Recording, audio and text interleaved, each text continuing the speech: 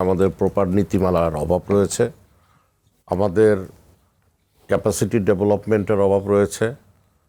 আপনি জানেন যে আমাদের কর্মক্ষেত্রে যদি দেখেন, শিল্পক্ষেত্রে যদি দেখেন, প্রায় 85% হচ্ছে ইনফর্মাল সেক্টর।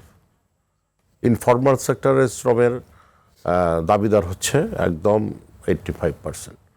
অথচ এই সেক্টরের জন্যে প্রপার নীতিমালা আগে ছিল না।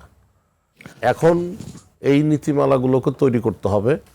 পাশাপাশি আমি মনে করি যে আমাদের যে কর্মী যারা, দক্ষ কর্মী যারা আছে, তারা অনেকেই সার্টিফাইড না দেশে এবং বিদেশে।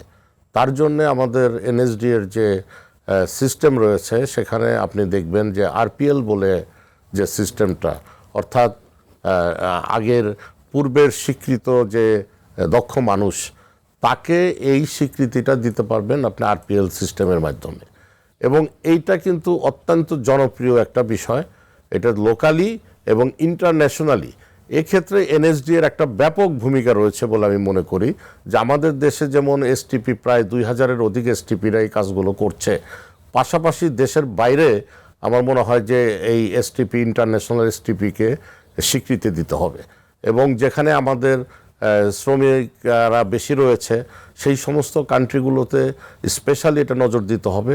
তাহলে এই স্বীকৃতির মাধ্যমে আমাদের দক্ষ মানব সম্পদকে আরও উজ্জীবিত করা সম্ভব।